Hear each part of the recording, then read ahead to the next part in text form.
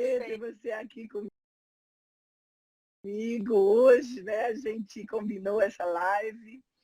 E eu disse para a Chayana, sabe, gente? Olha, ela me perguntou, vamos montar? Eu sempre monto um roteirinho para a gente ser um pouco mais didática nas lives, né? Mas eu gosto muito de uma conversa mais informal, né, Chay? Então eu vou me apresentar, porque está entrando um pessoal que talvez não me conheça, que eu divulguei em outros canais. E aí a gente depois você se apresenta, tá? Eu sou Ana Lúcia Castelo, eu sou treinadora de MDR, né? E eu tenho uma história muito grande com crianças e com pais, porque eu, durante a minha trajetória de trabalho, eu adorei trabalhar com pais. Então, eu fui fazer um mestrado e um doutorado nessa área, né? E eu trabalho bastante com pais, né? Para vocês terem uma ideia, eu tenho mais de 3.000 protocolos de MDR com pais. É muito legal isso, né? Por quê? Porque eu gosto de ajudar aquela população que mais carece de ajuda. São os pais que não aprendem a ser pais, né? A gente repete, reproduz o que a gente vive nas nossas famílias de origem, mas a gente não aprende, né? Não tem uma aprendizagem do papel parental. Então, eu hoje faço um trabalho de divulgação do nosso trabalho, não só eu, como da Chay, que trabalha bastante com criança, que trabalha com pais também, né? Eu tenho várias pessoas no nosso time que trabalham com crianças e com pais. Isso é muito legal, porque a gente tem Agora eu estou aqui com a Ronise, que trabalha também. Nós estamos fazendo um curso, viu, Chayana, de MDR Pais e Filhos, eu e a Ronise. Que legal! E a gente vai estar trabalhando no sentido de fazer essa orientação de uma maneira mais concreta, né, usando o MDR. Mas eu queria que você se apresentasse, Chay, para o pessoal te conhecer melhor e a gente começar a conversar. Bom, eu sou a Chayana, né? Eu me formei em 2012 como psicóloga e desde o ano passado venho trabalhando com MDR. Venho seguindo os passos da Ana, que é meu exemplo de como atender crianças. Eu acho que ela nos ajuda muito e nos ensina muito em como auxiliar os pais, porque eu acho que, como a Ana mencionou, muitas vezes acabam reproduzindo, né, com os filhos o que aprenderam, o que viveram durante a vida, e nem sempre a gente aprende do modo correto, né? Opa, isso é verdade. Você aprendeu direitinho, hein, Chay? E nada impede da gente fazer diferente a partir de agora, mesmo que no passado a gente já tenha cometido algum erro, né? Afinal, é uma frase que eu ouço muitas pessoas dizerem, que quando nasce uma criança, nasce um pai e uma mãe. E esse pai e mãe precisa aprender também a como ser um pai e uma mãe, né? Então, hoje eu atuo na clínica, né? Meu principal foco é atender crianças e adolescentes, mas também atendo adultos. Perfeito. Chay, olha, a gente escolheu um tema que é um tema assim super polêmico. São dois temas polêmicos: Sim. limites e obediência, né? São os dois temas mais polêmicos na educação dos filhos. Por que nós escolhemos esse tema? Porque, ao contrário do que as pessoas pensam, a obediência e as crianças que fazem birras, né? Tudo isso é promovido por uma atuação cerebral da criança, né, que a gente, de uma certa forma, vai estar conversando hoje. Mas eu queria te perguntar uma coisa. Você acha que a obediência é uma coisa do passado? Eu acho que não é do passado. Eu acho que a desobediência, na verdade, ela existe nas famílias como um todo, né? E no meu modo de ver e analisando um pouco pela psicologia do desenvolvimento humano, né, infantil, a desobediência também faz parte, né, de um desenvolvimento saudável da criança. Acho que é uma forma da criança demonstrar que ela não está contente ou que alguma coisa está incomodando, porque ela ainda não consegue verbalizar, assim como nós adultos conseguimos, né? Então, acho que é uma das formas que a criança, dependendo da idade, encontra de dizer que não está satisfeita. E aí eu acho que Perfeito. o que pode auxiliar, né, para que essa birra não seja constante ou inconstrutiva, é a forma como os pais vão lidar com essa birra. O Daniel Siegel, que é um grande pesquisador na área do desenvolvimento infantil, eu gosto muito dele. No final dessa live eu vou dar o nome de 3 livros para vocês que estão assistindo comprar. Vou esperar que entre mais gente. para a gente estar passando. Mas o Daniel Siegel diz uma coisa que é muito importante, Chay, que as crianças espelham os seus cérebros nos cérebros dos pais. Então, quando a gente pensa nisso, a gente pensa o quanto é importante que os pais deem essa contribuição positiva, né? Para que a criança espelhe o seu cérebro no cérebro do pai, né? Mas eu digo que a educação de filhos é uma colcha de, é como se fosse uma colcha de retalhos. Ela vai sendo construída aos poucos e, para mim, olha só, aqui tem a Ana, ela está dizendo, meu filho tem 3 anos, é um jogo duro. Ele foge sempre que saímos na rua. Alguma dica? Ana, daqui a pouco a gente dá algumas dicas sobre isso, tá? A gente vai fazer essa parte mais teórica, antes, até para vocês entenderem um pouco por que esse filho foge sempre que vai para a rua, né? Antes de tudo. Então, como eu estava falando, a educação de filhos é como se fosse uma colcha de retalhos, que precisa ser construída aos poucos. E eu acho que o ingrediente mais importante para a gente desenvolver com os filhos são a paciência, carinho e o limite, né? São os 3 básicos. Posso adicionar um? Pode. E as regras, a comunicação. Né? Acho que a comunicação com os nossos filhos e com as crianças, né? Ensiná-los também a se comunicar, porque a criança não sabe comunicar que ela está com raiva ou que ela está insatisfeita. Eu acho que isso é muito importante, ensinar a criança. Não sei se eu vou me adiantar, mas o que eu noto, às vezes até aplicando MDR em criança, eu pergunto, você sente alguma coisa no seu corpo? E às vezes a criança não consegue identificar, porque ela ainda não tem essa conexão clara do que é o corpo, o que é o sentimento, né? O que é a emoção. Exatamente. Então, trabalhar essa comunicação é muito importante. Exato, Chay. E eu te perguntei isso, se a obediência é uma coisa do passado, que hoje nós estamos vivendo um cenário bastante delicado, na minha opinião. Que já sou uma psicóloga mais antiga, tenho 38 anos de formada, tenho 15 de MDR. Então, a minha experiência é assim. Hoje os pais estão muito sedentos de possibilitar os filhos de aprenderem, de se instruírem, de serem poliglotas, e etc, etc. E está faltando alguns ingredientes que são importantíssimos, né? As crianças não têm dificuldade de lidar com a frustração. As crianças mostram, às vezes, um egoísmo muito grande no relacionamento interpessoal. Eu tenho visto muitas crianças rebeldes, agressivas, né, reagindo às coisas com violência. Eu acho que isso é fruto de uma permissividade, né, que a gente vai falar daqui a pouco, né? Como é que a gente pode despertar a obediência na vida das crianças, hein, Chay? Na tua visão de terapeuta de criança que você é, né? Eu também vou falar um pouco sobre isso, mas eu queria ouvir um pouquinho você.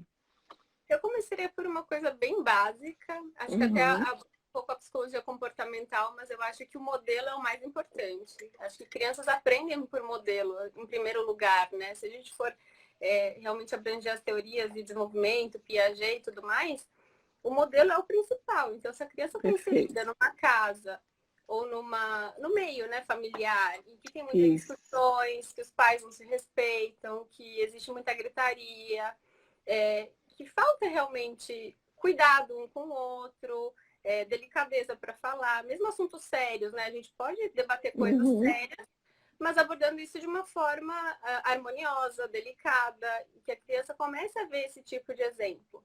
E aí, se ela não vê isso, e vê, na verdade, os pais brigando, o pai ou a mãe gritando um com o outro, não sabendo se regular, a criança também não aprende isso. Ela começa a reproduzir. Você não tem dúvida. Né? O processo de aprendizagem, né, como você começou a falar, ele é contínuo, né? E o que acontece? Ele precisa ser revisto sempre, né? Porque para a criança, você às vezes precisa repetir muitas vezes. Só que essa repetição, eu gosto muito, sabe, Chay, da gente citando alguns exemplos no meio da live. Sim, ajuda muito. Ajuda muito. Eu tenho uma mãe que ela disse para mim, Ana Lúcia, eu peço 2 vezes, na terceira eu já grito. Então, esse formato, o cérebro da criança já se acostumou. Então, ela não obedece na Nas primeira e na duas segunda primeiras. vez, porque sabe que a mãe vai gritar na terceira. Então, uma das orientações é a gente tentar fazer com a criança uma coisa de cada vez. E quando a gente for dar os comandos, eles serem sempre no mesmo tom de voz. Eu digo, Chay, uma coisa interessante, sempre no papel de adulto. Porque quando eu grito, eu vou lá para o papel da criança. Papel da criança. E faço uma interação infantil dentro da parte infantil minha com a parte criança do meu filho, né? Então isso é muito importante, né, a gente fazer. Se a criança não obedece, fala, pode falar. Isso que você disse também é importante porque muitas vezes, quando a mãe fala num tom calmo e a criança não presta atenção, ou quando a criança está pedindo atenção e a mãe não dá, e ela só obtém atenção quando a mãe grita, aí a criança vai fazer isso sempre, né? Porque é o único jeito que ela tem de obter a atenção daquele pai, mãe ou cuidador como um todo, né? O comportamento ele é aprendido. Né? Exatamente. Olha, se o filho não obedece da primeira vez, ou depois de tantas outras, o problema também pode estar no que a Chayana falou, na comunicação. Né? Porque se a informação foi passada para o filho, mas o conteúdo não foi entendido por aquela criança, o que vai acontecer? Ela não vai ter uma resposta positiva. Né? Isso a gente precisa ficar muito, muito atento, né, Chayana? Você falou uma coisa importantíssima, né, que é a comunicação. Né? Você percebe isso, por exemplo, quando você está tratando as crianças com os pais que você atende, que têm dificuldade na comunicação? Ah, percebo. Não estou julgando, tá? Só estou falando realmente assim o que acontece. E vejo que criar uma criança é muito difícil. Eu ainda não sou mãe, sonho em ser mãe, mas ainda é um projeto daqui a algum tempo. Mas assim, eu vejo pela experiência, né, que quando eu tinha 18 anos, nasceu meu primeiro irmão. Eu estava na faculdade de psicologia. E logo depois nasceu o meu segundo irmão. Então vivi também isso dentro de casa e hoje eu vejo no consultório, né? E aí o que eu noto é que os pais realmente perdem a paciência com as crianças, né? E perdem essa paciência muito rapidamente. E eu acredito que não é de propósito. Isso acontece porque eles também estão exaustos, né? Cuidar de uma criança exige muito tempo, demanda muito cuidado, demanda muita atenção. Então, eu noto que isso é frequente. Então, quando eles vão para o consultório, é isso que você relatou. Eu falo uma vez, na terceira eu já estou batendo, ou já estou gritando. E aí eu perco realmente perco a razão e perco tudo que eu queria assim dizer e realmente comunicar para o meu filho. E aí dá errado aquele momento e acaba numa frustração. Se sente triste, culpada de alguma forma. E para a mãe, ou pai, ou cuidador, que também fica culpado de ter agido daquela forma tão incisiva, né? Exatamente, Chay. Eu costumo perguntar aos pais como você se comunica com seus filhos. E é muito interessante que, às vezes, eu falei isso em uma live lá atrás, que a forma como a gente direciona a comunicação dentro da família é aquela que a família vai praticar no dia a dia. E eu contei uma história lá numa outra live que eu fiz de uma criança de 7 anos que chegou no meu consultório e disse assim: Tia Lúcia, hoje eu não quero brincar, hoje eu quero conversar. E eu pergunto para ele por que ele quer conversar e não quer brincar. Porque eu quero morar na casa da minha avó. Porque na minha casa todo mundo só fala gritando. Então, o que é que acontece? Eu fiz um trabalho com essa família para realmente mudar a forma da comunicação. Porque muitas vezes os pais falam tanta coisa ao mesmo tempo que as crianças não conseguem, às vezes, nem memorizar, né, tudo na mesma hora. Então, o que é que acontece? As informações ficam partidas, né? E não tem, eu gosto muito dos bilhetinhos. Olha, eu tenho 2 filhas e um sobrinho que mora aqui comigo. Sim. Eu me comunico com eles para dar os comandos por bilhetinhos. Entendeu? Então, põe post-itzinhos assim na geladeira, eu mando num grupo que nós temos no WhatsApp e funciona. Por quê? Eu estava pensando nisso hoje, pensando até na nossa live, né? Quando você faz do limite ou do comando que você quer dar um estresse, o que é que acontece? As pessoas ficam totalmente estressadas dentro de casa. Nessa situação de pandemia, eu tenho visto as famílias muito estressadas. Eu já fiz, desde que começou a pandemia, um trabalho com mais de 10 famílias. Chay, com a família inteira online. Por quê? Porque as pessoas, elas estão fazendo alguma coisa muito difícil, que é querer mudar os outros dentro da pandemia. É pai querendo educar filho dentro da pandemia. Nunca fez, né? Aí agora quer mudar a vida. Exatamente, Jai. 10 anos a criança tem. Não conseguiu educar. E em 4 meses de pandemia quer educar. Então a gente fica bastante preocupada com isso, né? Queria dar um exemplo, Ana, até agora que você falou isso. Tive um caso, certa vez, de adolescente, né? Que também tem as questões da agressividade, da birra e do comportamento. E era uma família que sempre deixou o adolescente à vontade. Nunca teve nenhuma obrigação dentro de casa, nunca teve que fazer nada. E aí, quando começou a dar problema lá com os 12, 13, 14 anos, a família começou a querer que esse adolescente lavasse a louça, arrumasse a cama. E aí isso foi visto o quê? Punição pelo adolescente. Eu sou agora que eu não vou fazer mesmo. Né? Não foi um comportamento aprendido antes, e aí agora querem, assim, do dia para a noite que a criança, o adolescente aprenda. Não é assim que funciona, né? Exatamente. O comportamento precisa de um pouco mais de tempo para a gente conseguir ver a mudança comportamental, né?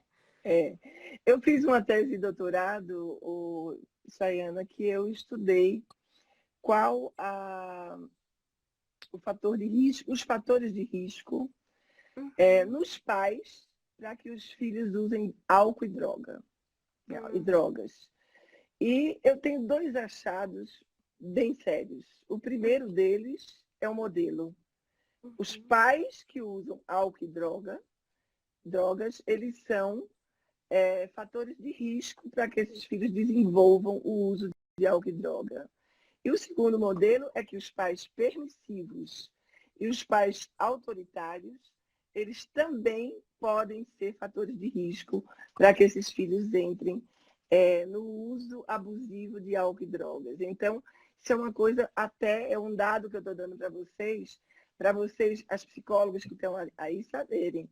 Né? Minha tese de doutorado está na Bireme, da Unifesp, aqui de São Paulo, e é uma tese de doutorado bem interessante, porque eu pesquisei pais da clínica que eu trabalho. Então, é do dia a dia, né? Então, eu queria falar agora um pouquinho, Chay, sobre...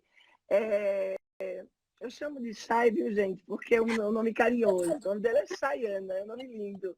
Mas é que a gente se fala bastante, né? Por conta dos trabalhos de TR. Exatamente. Então, eu gosto muito do apelido dela. Obrigada. Eu queria falar um pouquinho sobre a tipologia parental, né? As tipologias parentais, que você bem me lembrou, que está até na minha tese de doutorado, né? Que foi desenvolvida inicialmente pelo Baurindi, que lá atrás, mas muitos autores vêm... E depois muita gente contribuiu, né? Você me contou. Muita gente contribuiu, inclusive na minha tese de doutorado eu trago ele, né? Mas a gente hoje vai se fixar na tipologia parental permissiva, que é ela que gera os filhos birrentos e sem limites, né? Então, Chay, eu vou somente, em primeiro lugar, colocar as características para o pessoal acompanhar. Aí você me fala um pouco sobre a tua experiência com esses pais permissivos nas orientações, né? Eu acho legal a gente... Eu mexi aqui onde não devia. Então, olha, os pais... eu mexi onde não devia.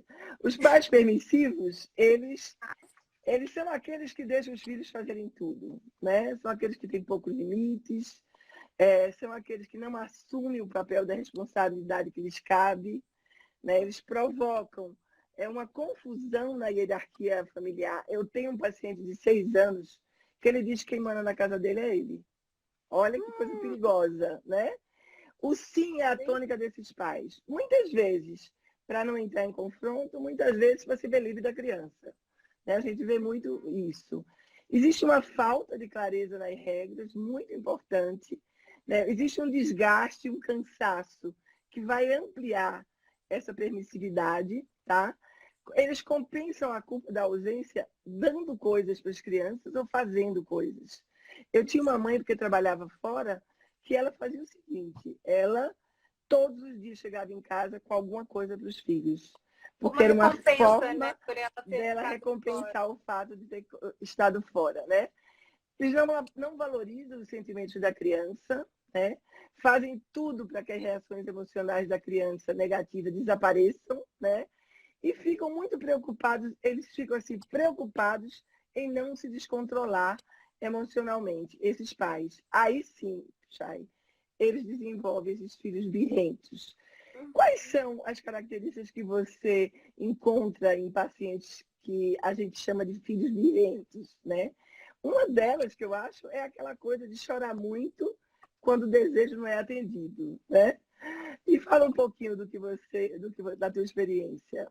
Eu vejo assim, quando eu atendo crianças ou adolescentes que, né, têm uma estrutura familiar desse modo, eles têm uma baixíssima capacidade de lidar com a frustração, inclusive no consultório. Então, quando a gente propõe atividade ou quando a gente propõe sessões de reprocessamento em MDR, eles são bastante eles gostam de perguntar bastante, eles duvidam bastante, eles te colocam à prova a todo momento porque eles querem que seja feito do jeito deles. E aí, em alguns momentos, como psicóloga, até para organizar essa criança, esse adolescente, a gente tem que sim colocar regras, né? Para que essa estrutura psicológica se organize. Querendo ou não, os limites fazem parte de uma organização sadia, né? Psicológica sadia. É importante para a criança ter limite para ela se sentir segura. Uhum. Quando o ambiente, né, seja dentro do consultório ou seja dentro da família, impõe alguns limites importantes, isso mostra para a criança que ela tem segurança, que ela tem com quem contar e que se algo der errado, Perfeito. tem alguém que consegue lidar com aquela situação. Então é Não isso que tenha eu mostro dúvida. no plano. Essas crianças, né, Chay, elas têm, as crianças que são mais birrentas, né, que normalmente são filhos desses pais esses pais permissivos, tá? Essas crianças, elas muitas vezes aprendem desde cedo que sentir é errado. Você disse uma coisa que é bem importante, a autoestima dessas crianças, normalmente, ela é rebaixada, né? As crianças acham sempre que tem alguma coisa errada com ela, não obedece, né? A obediência é uma coisa que fica, é como se fosse lacunas na educação, isso é muito sério, né? A criança testa os limites o tempo todo, falta valores, a criança fica insatisfeita, né? Quer sempre ser o centro das atenções. Então, essa criança, ela tem uma dificuldade muito grande, como você falou, de organizar o sistema interno, né? É o sistema interno cerebral. E isso, para a gente, como psicóloga da MDR, é muito fácil da gente trabalhar, porque a gente trabalha com as partes, né, que estão desintegradas, né, Chay? É Aqui maravilhoso. a Ana está dizendo o seguinte, Chay, que a filha dela de 10 anos diz que não está entendendo o que ela está dizendo.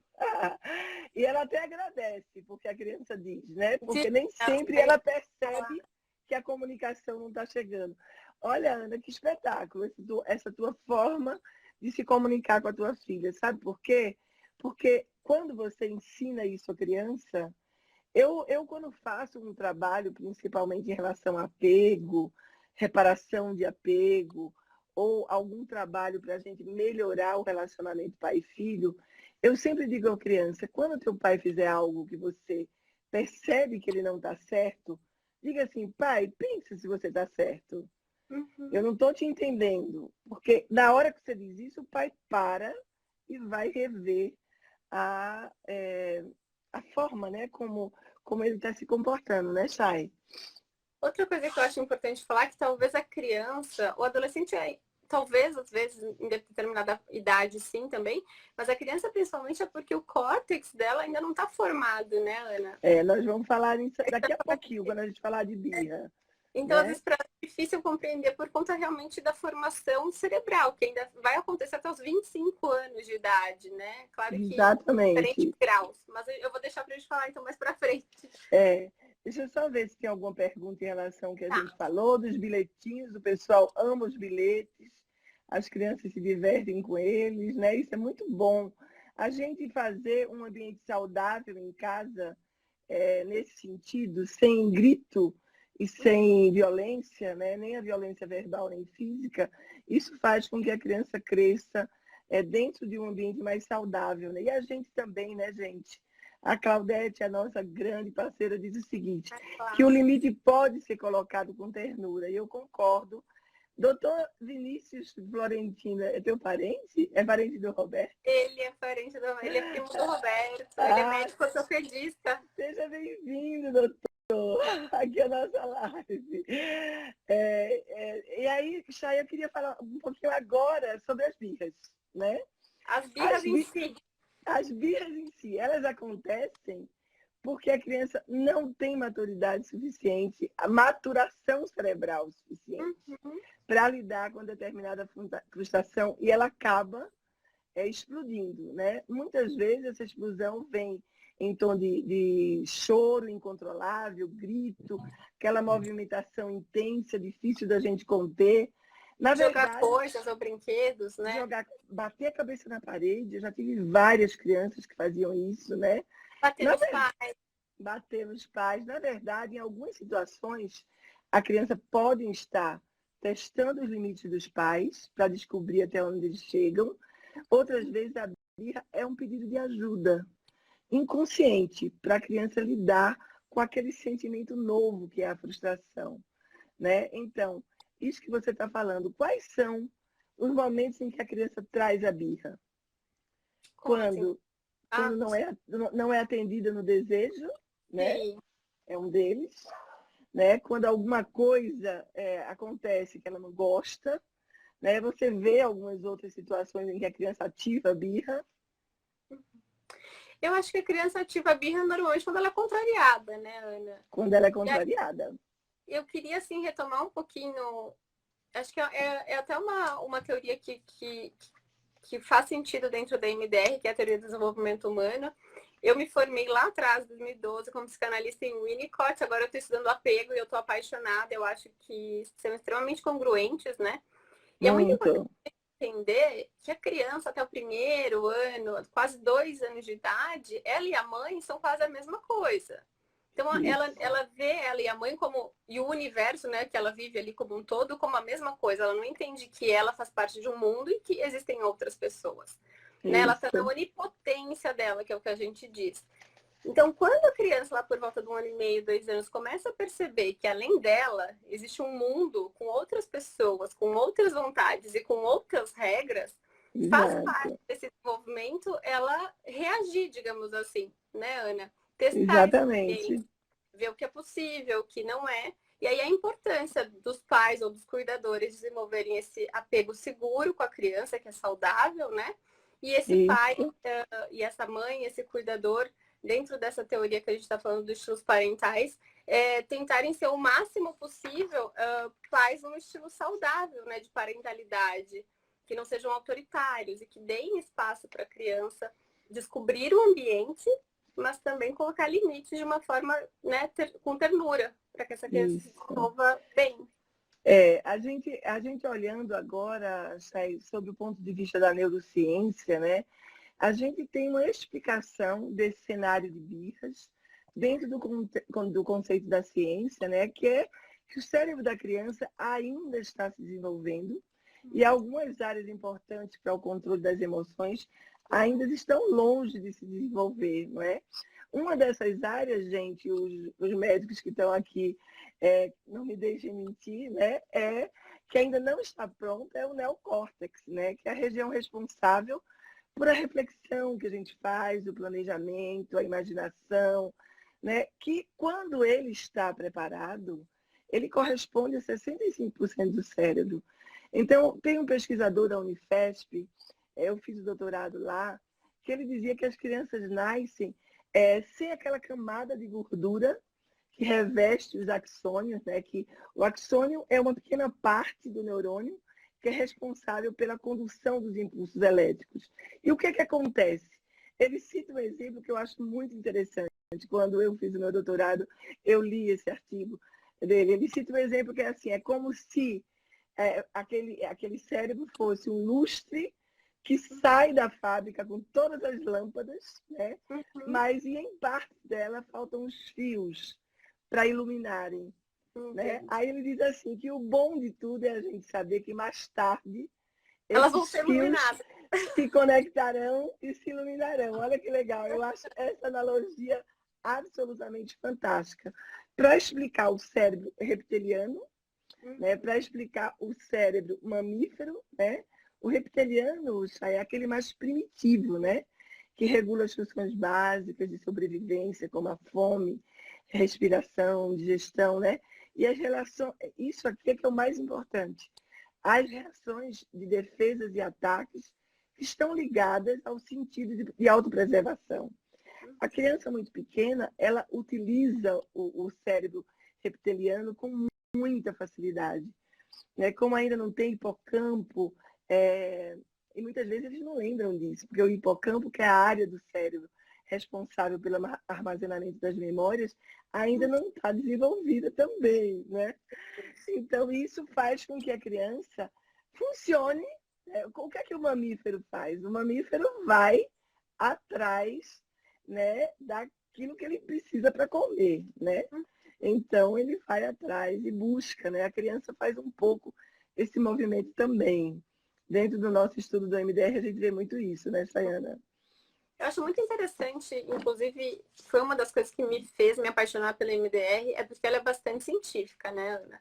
Então, a gente tem a oportunidade de estudar bastante essa parte de neurociência, de como o cérebro realmente funciona, como que acontece o modelo adaptativo de informação, que é a base do MDR, como que as memórias e as situações que nós vivemos são armazenadas de uma forma bem adaptativa ou mal adaptativa, e como a gente pode, através da terapia, melhorar isso, até para parar de reproduzir, de repente, comportamentos aprendidos que não são nossos, né? Que são dos nossos pais, dos nossos avós e de Isso, familiares, né? Inclusive na criação dos exatamente. filhos.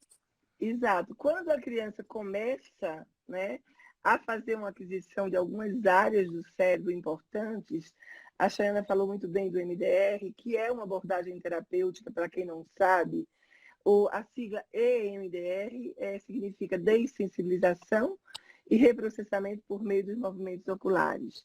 O MDR é uma abordagem terapêutica que foi desenvolvida lá nos anos 80 pela psicóloga americana Francine Shapiro. Ela tem um embasamento da terapia cognitivo-comportamental, né? E o MDR, ele faz um reprocessamento das experiências traumáticas e disfuncionais que a pessoa vive de uma maneira assim absolutamente espetacular.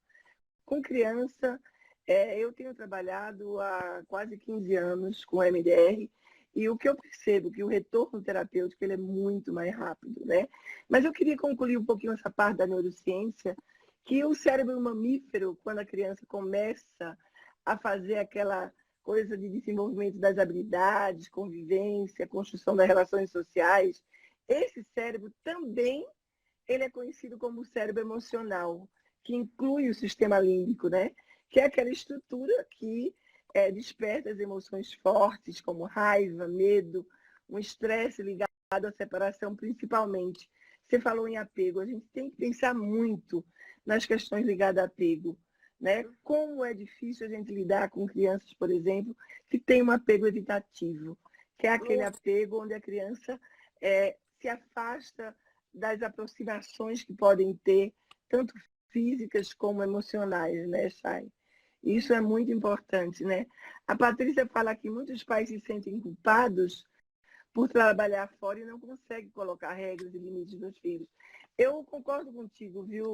Eu vou fazer uma live que vai se chamar Mães que Trabalham Fora. Dedicada especialmente às mães, sabe? Porque as mães carregam um peso muito grande.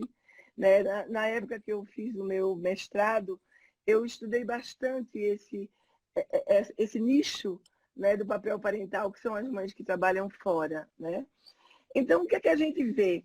A Chay falou do neocórtex, que é aquela parte mais importante, mas ela é a última parte do cérebro que vai se desenvolver, né, Chay? E lá na adolescência, né? Quase na fase adulta. Exatamente. Mas tem um detalhe muito importante nessa parte do cérebro, que é o neocórtex. Né? Ele começa a se desenvolver nos primeiros anos de vida e vai adentrando a adolescência. E todos os livros que eu leio sobre desenvolvimento, né, que a gente hoje trabalha muito com o desenvolvimento, o meu curso de MDR, ele é embasado no desenvolvimento da infância até a fase adulta, a gente vê isso muito forte, que o cérebro, ele ficar totalmente integrado não, desenvolvido, vai até os 25 anos, como a Chayana falou, né? E isso é uma coisa, assim, você imagine, por isso que agora colocaram a adolescência lá para os 25 anos.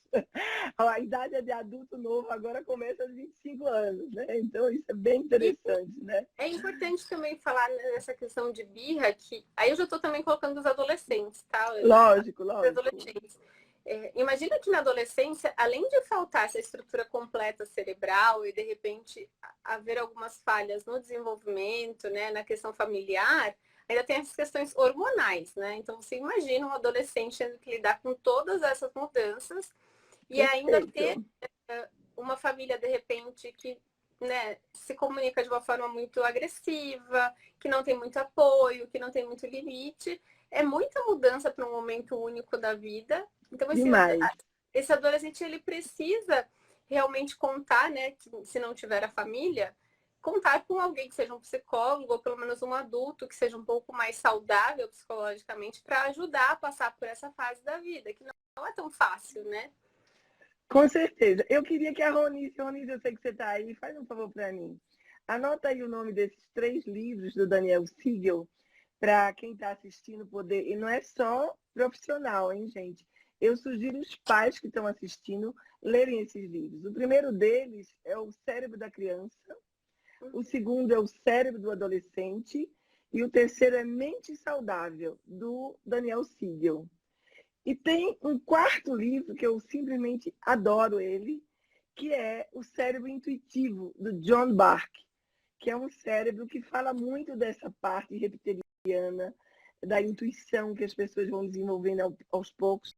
Para nós que somos terapeutas, ele é muito legal para a gente estar trabalhando com esse livro, porque a gente entende um pouco mais essa coisa mais da consciência, a gente entende um pouco mais essa coisa mais intuitiva, né, da criança, né? Que eu acho simplesmente fantástico, né? Existe uma pergunta. Fala, pode falar.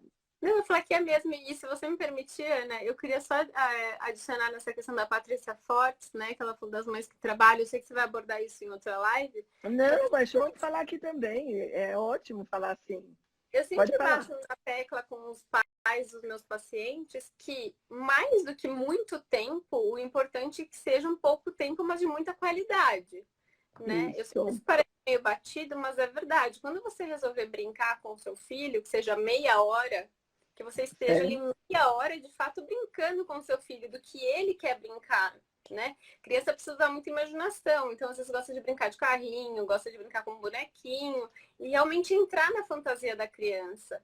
Porque exatamente. Isso é importante para a criança, ela perceber que você está dentro da fantasia e da brincadeira dela. Seja por meia hora, pelo menos, né? Não precisa ficar um dia inteiro e que o dia inteiro seja proveitoso.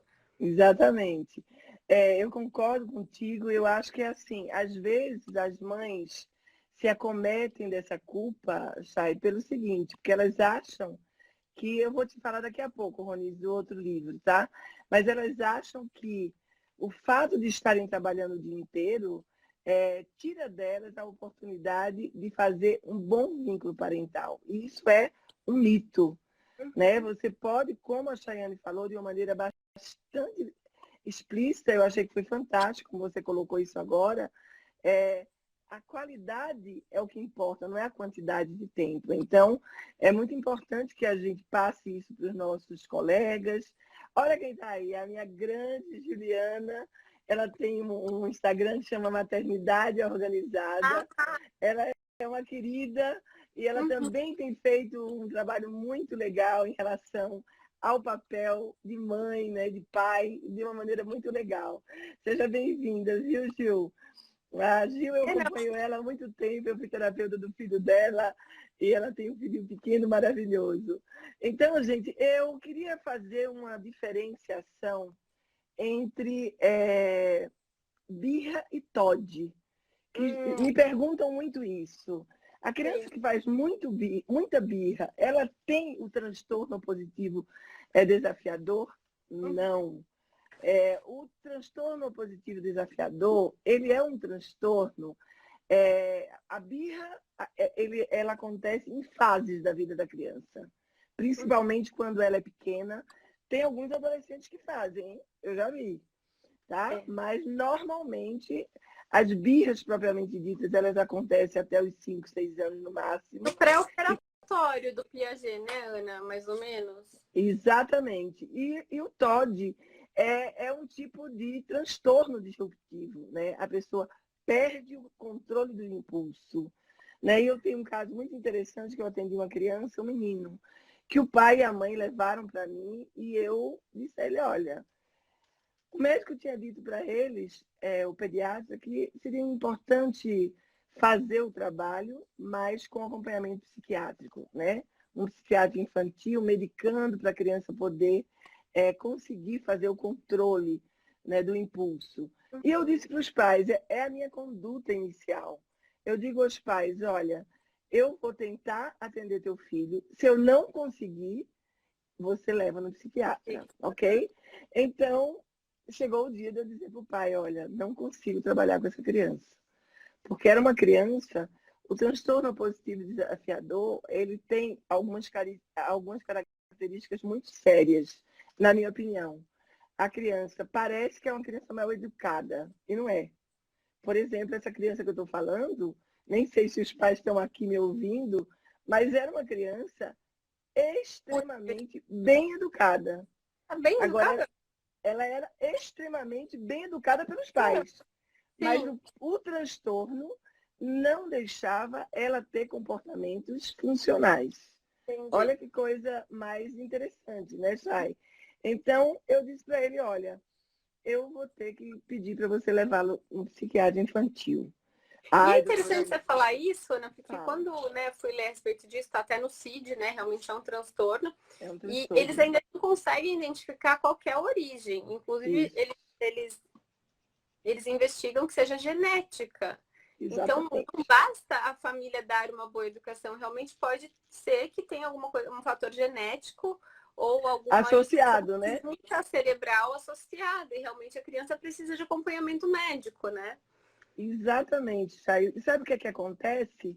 É muito importante a gente se ligar nessa história do cérebro, os pais de crianças novas que estão vivendo aqui, porque o Daniel Siegel, ele cita uma passagem que eu acho assim fantástica em um dos livros dele, que é um livro que não está traduzido em português, né? Mas ele cita uma passagem que eu acho bastante importante, que ele diz o seguinte, é como se você tivesse fechado você tem uma escada, aí você põe uma gradezinha ali para a criança não passar, e a criança fica ali embaixo, né, naquela parte inferior, sem conseguir subir.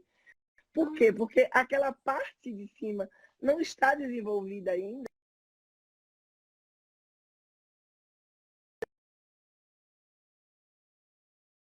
Que é o cérebro superior, que a gente chama, então não está desenvolvida ainda, e aí a criança não consegue adentrar aquela parte superior, né? Sim. Nós temos um caso no projeto Voa Borboleta. A Letícia está falando aqui. Nem me fale, né? Qual é o caso que você está falando aí, Letícia, para eu contar aqui para eles? A Letícia, ela está se formando em psicologia, é minha irmã, viu, Chay? Ela é assistente social do Projeto Voa Borboleta de Recife. O Projeto Voa Borboleta, para quem não sabe, a Chayana faz parte desse projeto. É um trabalho que aqui a gente tem a Claudete, que trabalha nesse projeto. Nós temos uma equipe, a Elô, a Claudete está aqui, ó, falando com a gente, né? E é o Cauã. O Cauã, gente, ele tem uma transmissão transgeracional de trauma. Isso é triste. De trauma de violência. Então, esse menino, a mãe dele, dizem que foi acometida por um trauma, que a mãe furou o olho dela com uma chave de fenda. E essa mãe do Cauã, que é um menino que hoje está com 8 anos, ele faz o seguinte, ela faz o seguinte, ela se comunica com as crianças tirando um pedaço deles. Então, ela dá beliscão que arranca o pedaço dos meninos. Ele tem uma irmã também Então, a gente vive esse impasse com essa criança no projeto Voo Borboleta. E graças ao trabalho que a Letícia faz lá, graças a Deus ela está lá, porque essa criança não está na rua. Porque ela sustenta a barra dele, porque não é fácil controlar essa criança. Com o MDR a gente conseguiu um retorno terapêutico muito bom, mas ele vive dentro da violência. Então fica muito difícil dele ter o controle, né? Então é muito importante a gente pensar como fazer para ajudar essas crianças que são mais traumatizadas, né? Eu gosto muito do Voo Borboleta, Ana, porque como psicóloga, muitas vezes esses casos mais graves não chegam ao consultório, porque as pessoas não têm condições, né, de pagar terapia e tudo mais.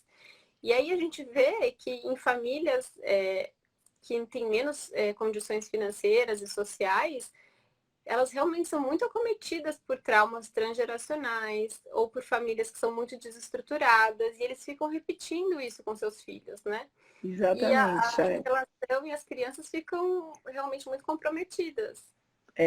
Ó, já estão me cobrando de novo aqui o quarto livro. O quarto livro chama-se O Cérebro Intuitivo. O autor é John Bargh, B-A-R-G-H, tá? Esse livro é fantástico também, vale a pena vocês adquirirem, principalmente quem trabalha com crianças, tá?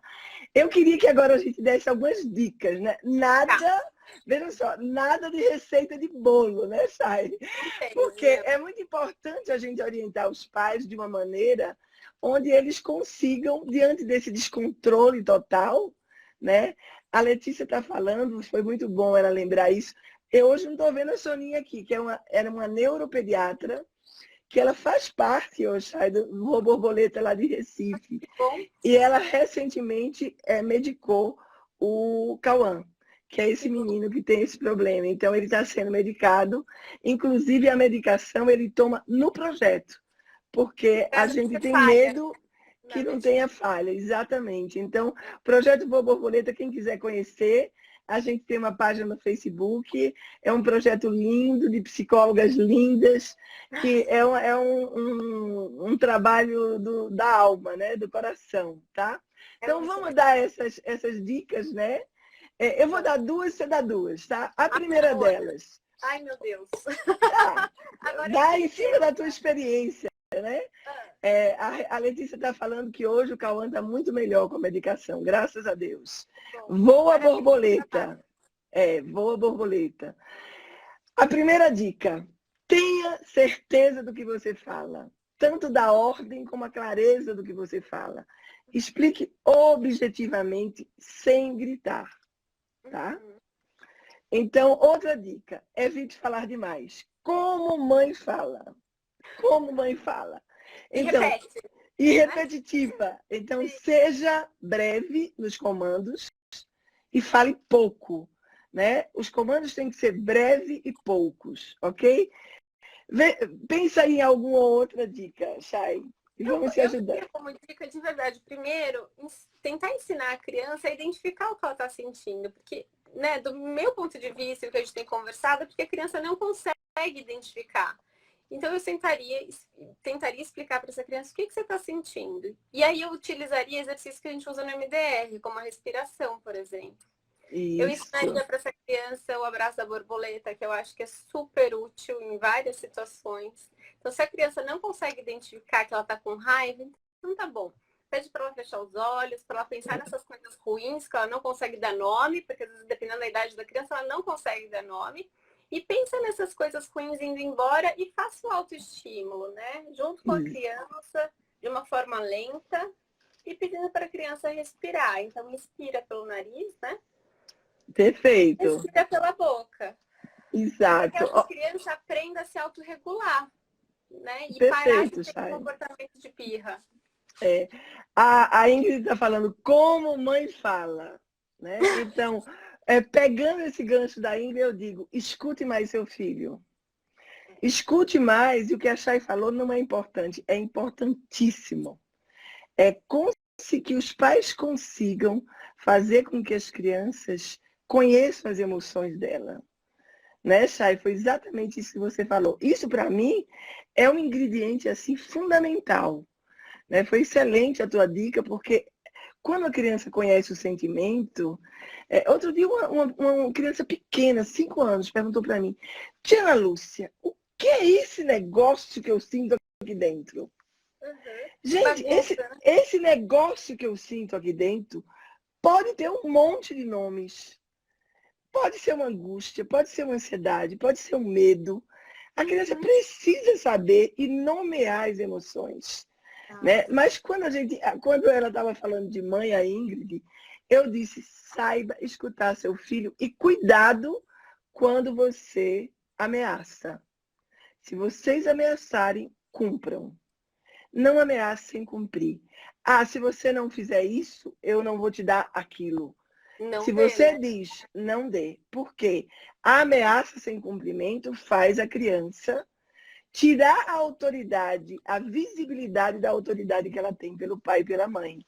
Isso é muito sério, porque num momento posterior do desenvolvimento, os pais vão penar em relação a isso, entendeu? O que eu queria dar, que já é, eu acho que um pouco até batida para nós psicólogas, mas, Ana, assim, a violência física, não bater no seu filho, eu acho que isso não resolve, faz a criança se sentir muito mal, faz ela entender que ela não gostam dela, ela não gosta dela mesma a partir do momento que isso acontece. Isso fere realmente o ego da criança, uma coisa muito séria. Muito então, sério. Assim, tentem sempre entrar pela vertente da comunicação, sentar com seu filho e entender o que está acontecendo. Dá trabalho? Dá trabalho. Dá Mas é trabalho, a não tem melhor dúvida. forma de criar uma criança saudável. Com certeza, Chay. Eu vou dar mais algumas dicas, né? Seja sempre sensato e firme quando você for dar o comando. Fique em alerta em relação à desobediência frequente. Não deixe o seu filho lhe desobedecer. Filho precisa obedecer pai e mãe. Mas faça com que seu filho obedeça com palavras de carinho. Né? Não com palavras de violência, como a Chayane falou. Né? E diga sempre não quando for preciso. Por quê? Porque a criança precisa ouvir o não, para ela aprender a lidar. Eu vou mostrar um negócio para os pais, desculpa, eu vou pegar aqui 1 minuto. Vá, eu vou continuar falando. Evite a superproteção, gente. Superproteção é extremamente prejudicial para o desenvolvimento da criança. Os limites e as regras sempre têm que ser colocados, ok? É muito comum, deixa eu só responder uma pergunta aqui. É muito comum um comportamento evitativo de uma criança de 3 anos com a mãe após a chegada do irmão? Olha, Jaqueline, é muito comum. Vou te dar uma dica bem importante. Tira alguns momentos da semana para ficar somente com ela, tá? Com a criança.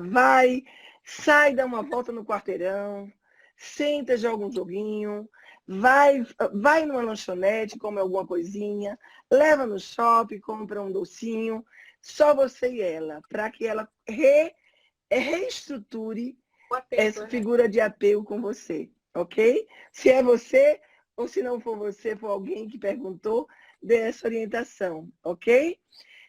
Deixa eu ver. Essa de ameaça é muito terrível. Opa, aqui eu tenho um fã número 1, o Roberto Florentino, dando parabéns para nós. Adivinha quem é o Roberto Florentino? É o esposo da Chayane. O meu esposo desistiu de assistir a live, ele disse que eu faço muita live. Não, ele tem que assistir. Até porque é médico, ele pode contribuir. Exatamente. Evite superproteção. Agora, Chay, dá a tua dica que eu vou dar a minha daqui a pouco. Eu queria mostrar uma coisa que a gente usa muito em consultório, que foi a criação da Ana, que são os livrinhos. Que ensinam para a criança, que mostram cabeça atrapalhada, que mostram os sentimentos, as emoções, se a pessoa está feliz, se a criança está confiante, se ela está triste. Então, assim, eu sei que os pais não têm esses livrinhos em casa, mas vocês podem pegar figuras na internet, colocar o nome, imprimir e mostrar para a criança e falar como que você está se sentindo. É isso aqui? Ah, então tá bom, então vamos trabalhar isso, né? O que você pode fazer para não se sentir assim? Respirar. E das emoções também, né, que sai além da sensação corporal, pode mostrar as emoções também, né, Chayana? E eu vou também dar uma dica, Chay, essa dica você não conhece, que ela é nova. A gente pode ter o potinho dos balões que são, eu chamo, né, para os meus pacientes, os balões que podem fazer a gente acalmar a birra. Você põe um pote de balão normal. Toda vez que a criança estiver fazendo uma birra, vai lá, pega um balão e ó, e dá um balão para ela. O que é que você faz? Você distrai a criança. Na hora que você distrai, a criança pode parar de fazer birra. Se a criança respirar também é bom para o cérebro, né? Também. E se a criança, essa respiração do balão que a gente chama, e se a criança tem medo de balão, use aquela língua de sogra. Põe um monte de língua de sogra em um depósito de vidro e você deixa à tua disposição. Chay, infelizmente acabou o nosso horário. Vai acabar. Então eu queria que você se despedisse e depois eu me despeço em seguida. Eu quero agradecer muito a presença de todos, quero agradecer o convite da Ana. Clau, que trabalha comigo no Voa Borboleta, 1000 obrigadas a você e a todos que assistiram. Se tiverem dúvidas que eu possa depois contribuir, entrem no meu Instagram, me mandem uma mensagem. Ana, muito, muito obrigada. Te amo, querida. Olha, um beijo para todos e até segunda-feira que eu vou falar com a Claudete sobre adolescência, tá? Não percam, vai ser Não percam, tá? Um beijo grande para todo mundo que está aqui. Tem um pessoal que é tiete, eu adoro. Tá? Um beijo grande no coração de todos vocês, tá? Obrigada mesmo, Ana. Tchau. Tchau.